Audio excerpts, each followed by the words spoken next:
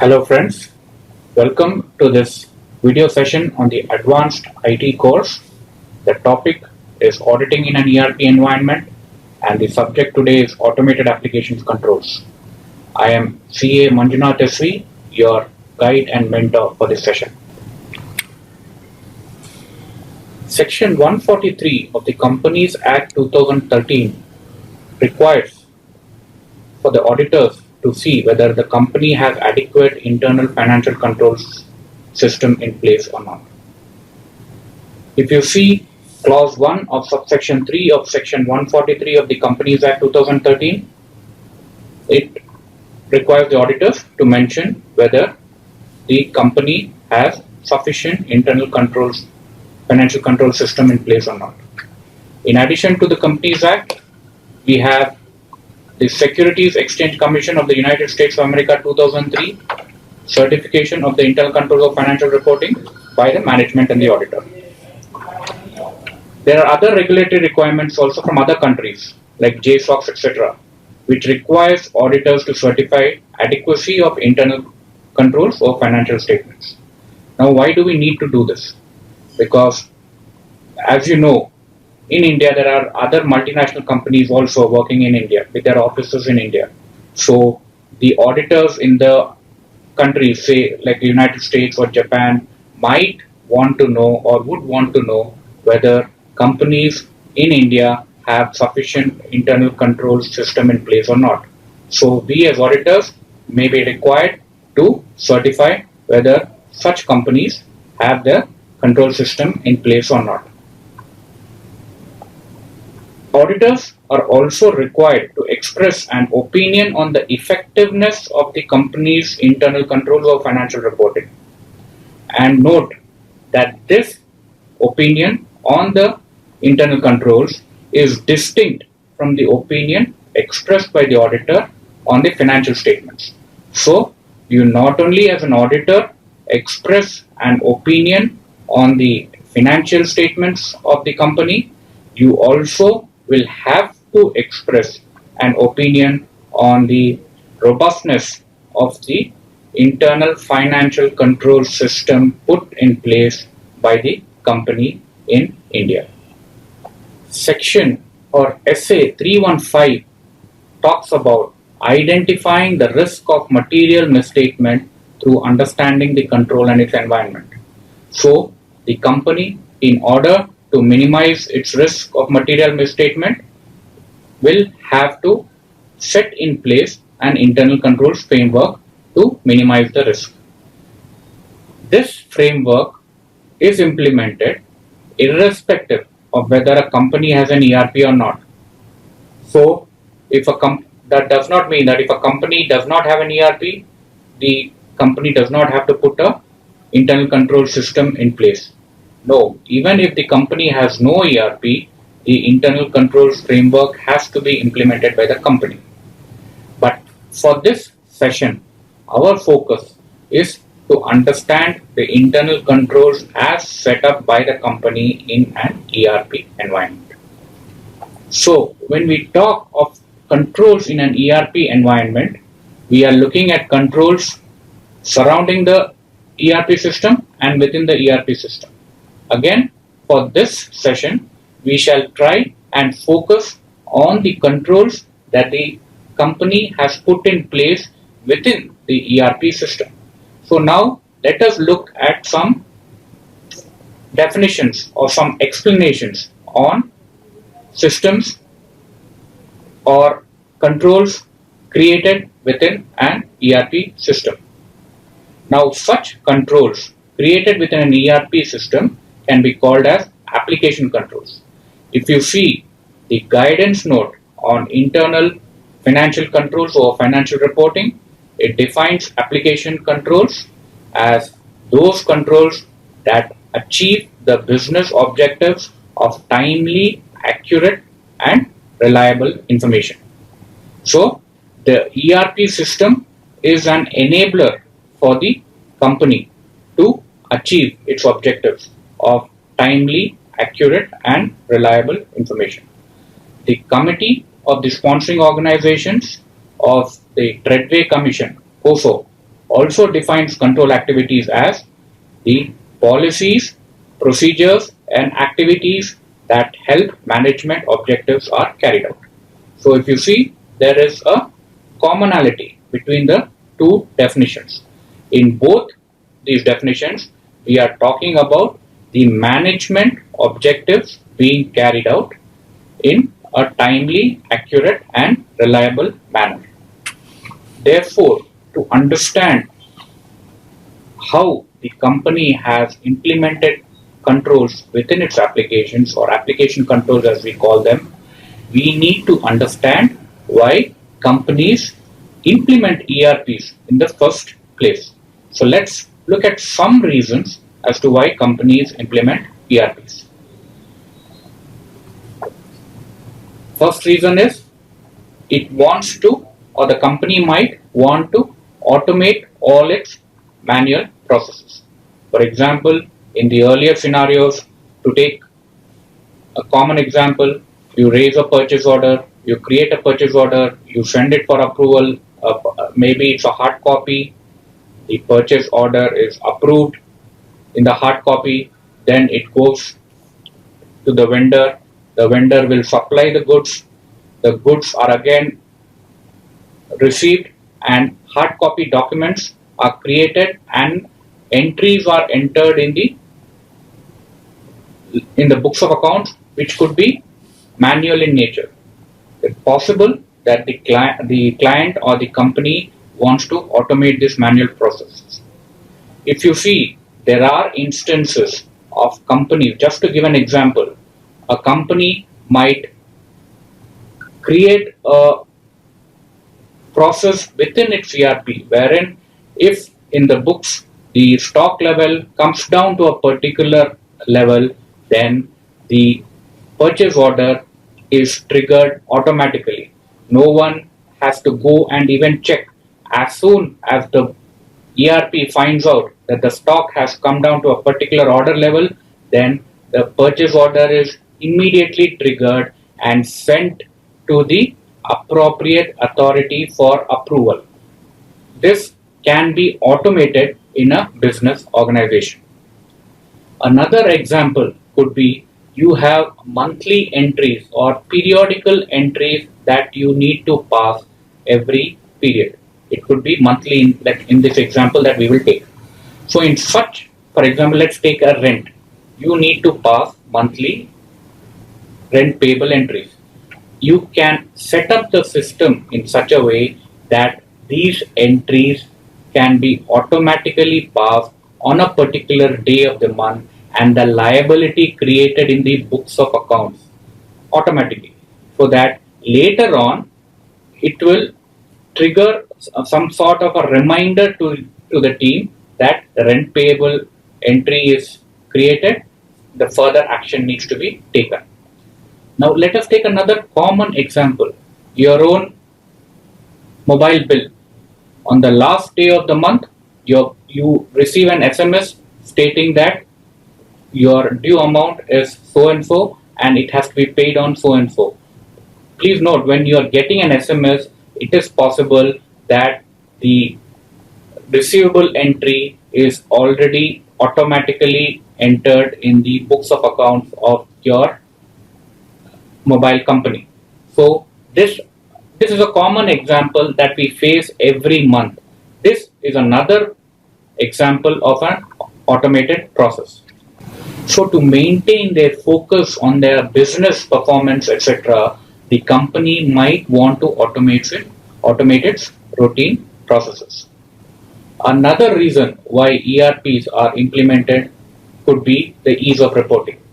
Now, if you see, there are multiple ERPs in the system, very well known to not so well known, but each of them have a lot of reports that are configured in the system, and the data is available to the client personnel or the company personnel on their fingertips. All they need to do is click a button and the reports are generated. These reports form the basis of some very important decisions that the client might take. Earlier, such reports had to be generated information had to be brought in. For example, if it's a huge client with various branches, various locations, so all the information had to be collated manually and then reconciled, tallied, etc. But in this situation, if there is an ERP and all the data is configured and entered in the ERP, then such data or information is available for the company and reporting becomes easy. Senior management can get reports from the junior management, board can get reports from the senior management, and there is very the reporting becomes the reporting process becomes easy. So ease of reporting could be one reason why the companies might implement ERPs. But please note, when when a client is automating its processes and trying to get reports directly from the system, there is a heightened risk of things going wrong. There is a heightened risk of manipulation. So the client has to keep this in mind when they are implementing ERPs. So what do they need to do? They need to implement a control environment that will take care of this automation. So the client will have to take care of a possible compromise of processes, etc. in a ERP environment and have to implement controls within this ERP environment for them to have a better control framework. Another reason why ERPs are implemented are they need to respond faster to competition. How many times you would have seen if the year end or at the year end is March 31st, companies publishing their accounts by the 4th or 5th of April. How would they do that? Because they have very robust applications in place, a robust process of information gathering, a very good automated process of reporting, and based on that, they are able to respond faster to competition and the environment as a whole. So these are some of the reasons why ERPs are implemented by the client. So we have looked at what can be automated application controls. We have looked at why companies may implement ERPs. So now let us come to the learning objectives of this session. So we look at what are automated application controls. We look at the type of automated application controls, how many types are there. We look at the various business cycles in which such application controls can be implemented. We will also see how we as auditors need to obtain process understanding and identification of controls. Please note that here, even before the auditors go in and document or understand or identify controls, it is the duty of the management to have the documentation in place in terms of controls, in terms of business cycles, in terms of their own process understanding, their own identification of controls, etc. We'll also, another learning objective is procedures for review of design effectiveness and operating effectiveness of application controls. We will look at each term very closely and very minutely. What do we mean by design effectiveness? What do we mean by operating effectiveness of application controls? We'll also see how do we test the automated application controls. Again, when we mean test, we mean design effectiveness testing and operating effectiveness testing of application controls. We'll also look at what are the sample sizes to be followed, ideally, for testing. Again, once testing is done by the auditor, if there are any deficiencies, how we need to understand what will be the impact of the deficiencies of automated application controls over the other audit procedures and finally over the financial statements. So let us look at the first learning objective. What are automated application controls? Controls that are implemented over the processing of transactions and data within the application and are specific to each application. These are automated application controls. So there are 2-3 terms we need to understand in this particular sentence.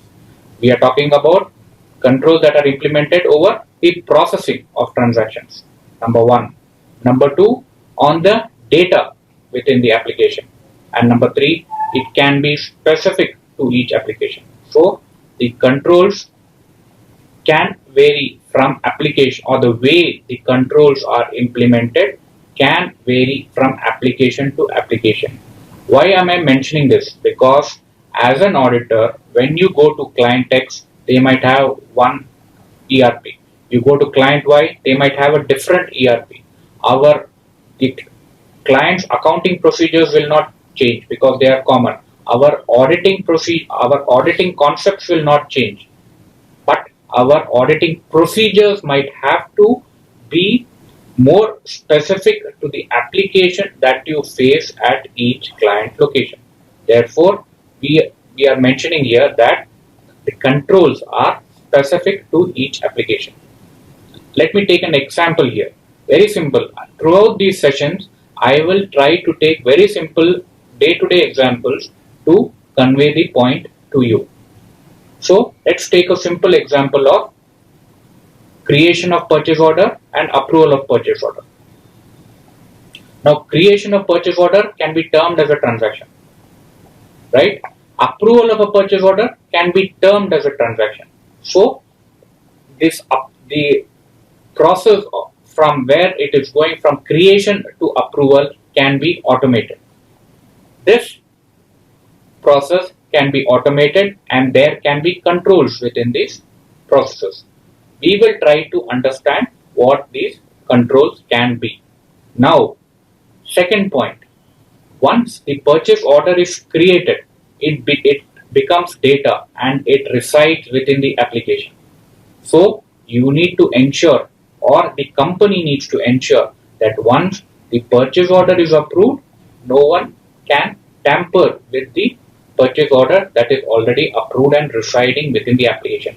So now we are looking at controls over the data that is residing within the application and how this processing happens in an application, or how the data resides in an application, as I mentioned earlier, can vary from application to application, and the controls over these are called automated application controls.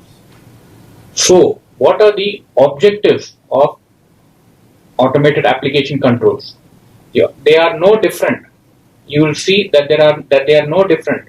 They need to ensure completeness of data. That means whether you're doing it manually or whether you are doing it by an ERP, you have to ensure completeness of data, that the transaction is entered once and only once. You are looking at accuracy of the data. This means that whatever data that you are entering should be accurate in all respects. That means if it's a purchase, same example, if it's a purchase order, you are entering the vendor name correctly, the vendor code is correct, the quantity is correct, the type of purchases that you're making is correct. So you need to ensure the automated application controls needs to ensure accuracy of data. The third is the validity of the transaction. That means the transactions that are being entered is a valid transaction, or is a transaction that has some evidence or some supporting based on which you are entering the data. The fourth objective which automated application controls have to ensure are that these transactions are authorized. That means only the person who is supposed to authorize is authorizing such transaction. And finally, appropriate segregation of duties. We will look at all these in detail. When we say appropriate segregation of duties, that means a person who is creating a document should not have permissions to approve the same document. It could be a journal, it could be a purchase order, it could be a sales order, it could be a check, it could be any other transaction. A person who is making it should not be allowed in the application to authorize it or to approve it. Thus, if you see, the concepts are the same. Here, we are only trying to find out, or we are trying to learn how these concepts are enabled in an application and how we as auditors need to review these applications and test the controls to gain comfort over those controls as part of our audit procedures. So now, if there are objectives, that means these objectives would have been implemented to minimize certain risks. What can be those risks? Again, nothing different, concepts are the same. Unauthorized personnel entering the data. That means a person who is not supposed to enter a particular transaction should not be allowed to enter the transaction. So the application should forbid him or prevent him from entering the transaction. We will see how this is done in an ERP environment and how we as auditors can check that this risk is mitigated by the client. Personnel entering unauthorized data. So how is it different from the earlier example? Earlier example, we talked about unauthorized personnel. Now here the personnel might be authorized. He might be a long-standing employee of the company, but he should not enter data which he does not fall in his job responsibility. For example, a person in the purchase team should not be allowed to enter any data pertaining to sales, pertaining to payroll, or pertaining to finance, etc. So, how is this risk mitigated? We shall try to see. Inaccurate processing of data. Again, automated application controls, if you see automate applications, if you see process data at a very high speed or multiple data within a short period of time. So if there is any risk or if there is any inaccuracy, this can happen over multiple transactions. So how does an application prevent inaccurate processing of data? We shall try to see. What controls can be put in place to prevent the risk of inaccurate processing of data? Another risk is unauthorized changes or modifications to data. Till now, we saw how transactions or activities can be prevented. Now here we are trying to say that once the transactions have happened and is residing as data, how people cannot go and make changes which they are not supposed to make on the data. We shall try to see the controls that the client can implement and the controls, same controls, how an auditor can audit. And finally, the risk, another risk is data being obtained by unauthorized personnel. So data going out of the system or data being accessed by a person who is not supposed to access, we will understand how this risk can be mitigated by an application. So we have tried to understand what are the objectives that automated application controls can ensure and what are the risks that these controls can minimize.